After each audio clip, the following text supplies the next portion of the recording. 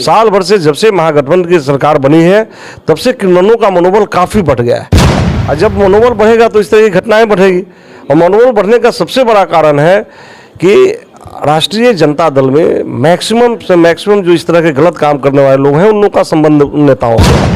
Police प्रशासन जो है वो डर गई और डर करके इन लोगों के साथ में गठजोड़ कर देने का नतीजा है कि जब भी गलत लोग पुलिस के साथ बैठेंगे तो उनका मनोबल बढ़ेगा तो इस तरह का गलत काम। जो एक प्रॉपर्टी डीलर आशुतोष शाही की निर्मम तरीके से सरे रात मैंने शायद संध्या का काल कहा जाए उस समय अचानक से 2-3 बाइक सवार अपराधी आते हैं और अंधाधुंध गोलियों की तरतराहट से पूरे इलाका में एक दहशत का माहौल भर देता है। और वहीं पे एन मौके पे आशुतोष शाही की मौत हो जाती है। साथ ही बीच बचाव करते हुए 2 गार्ड की भी मौत हो जाती है। एक गार्ड की स्थिति काफी नाजुक है जो कि पटना में कल रेफर कर दिया गया।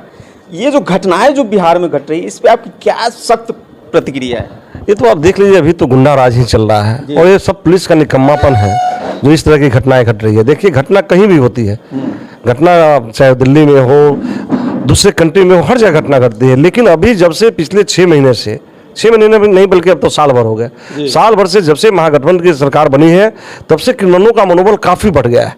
और जब मनोबल बढ़ेगा तो इस तरह की घटनाएं बढ़ेगी। और मनोबल बढ़ने का सबसे बड़ा कारण है कि राष्ट्रीय जनता दल में मैक्सिमम से मैक्सिमम जो इस तरह के गलत काम करने वाले लोग हैं उन लोगों का संबंध उन नेताओं से है। और पुलिस प्रशासन जो है वो डर गई और डर करके इन लोगों के साथ में गठजोड़ कर ली है। गठजोड़ करने का नतीजा है कि जब भी गलत लोग पुलिस के साथ बैठेंगे तो उनका मनोबल बढ़ेगा तो इस तरह का गलत काम होगा। मैं आपको अपने ही क्षेत्र के बारे में बता दूं, जिस समय साहेबगंज धनक रहा था, साहेबगंज जल रहा था, उस समय ऐसे क्रिमिनलों के खिलाफ आकर के लोगों ने मुझे साथ दिया और मैं यहाँ पे साहेबगंज को संभालने का काम किया। बहुत सारे लोग या पुलिस के द्वारा हो, पब्लिक के द्वारा हो, किसी तरह जेल के सलाखों के अंदर हैं या ऊपर चले गए। लेकिन जो बचे हुए लोग हैं, जो मेन लोग थे जो साहेबगंज को जला रहे थे, वैसे लोग आज देखिए, आप किसी थाने पर चले जाइए, चाहे पारू में हो, साहेबगंज में हो, दिन भर में कम से कम इस तरह के क्रिमिनलों का जमावड़ा वहाँ के थानाध्यक्ष के पास में बैठने का मिलेगा ही मिलेगा। और जब गलत लोग थाना प्रभारी के साथ बैठेंगे तो कोई भी सही लोग अपने आवेदन को लेकर के अगर जाएगा तो आप समझ सकते हैं कि तो आवेदन लेकर के वापस आएगा। गलत लोगों का मनोबल बढ़ेगा तो ऐसी हत्याएं होगी, इस तरह का दुष्कर्म होगा, इस तरह का गलत काम किया जाएगा। वही स्थिति अभी बनी हुई है खास करके पूरे बिहार में और उससे भी ज़्यादा साहेबगंज में। मैं आपको बताना चाहता हूँ कि पुलिस गठजोड़ जो है, पुलिस क्रिमिनल गठजोड़, पहले कहा जाता था जब नीतीश कुमार जी की सरकार थी, एनडीए की सरकार चल रही थी, उस समय भारत सरकार के प्रयास से काफ़ी नक्सलियों पर अंकुश कसा गया।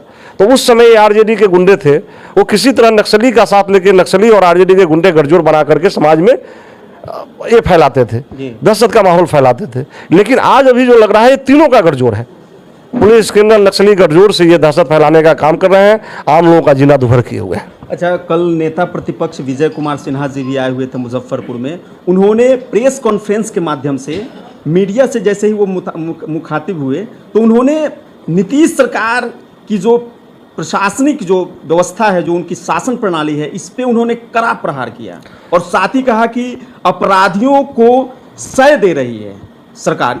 ये बात में कहाँ तक सच्चाई है? देखिए, विजय सिन्हा जी का कद उतना बड़ा है जो पूरे बिहार सरकार के बारे में बोल पाए। वो विधानसभा के अध्यक्ष भी रहे हैं और निश्चित रूप से विजय सिन्हा जी हम लोग के बड़े भाई हैं। वो जो बोल रहे हैं उसमें कहीं से गलत नहीं है। विजय कुमार सिन्हा जी के कुछ समय के बाद ही पप्पू यादव वहां पे दिखे और उन्होंने सीधा बीजेपी के ऊपर उन्होंने आक्रामक तरीके से हमला बोलते हुए कहा कि बीजेपी किसी भी व्यापारियों के लिए जब हत्या हो जाती है तब भी खड़ी नहीं रहती है और पहले भी खड़ी नहीं रहती है। बस वो केवल आकर के यहाँ पे वो अनर्गल टाइप की बातें कर देती है। इन सारे तथ्यों में बीजेपी का ही हाथ है। इसको आप, उनके बयान को आप किस नज़र से देखते हैं?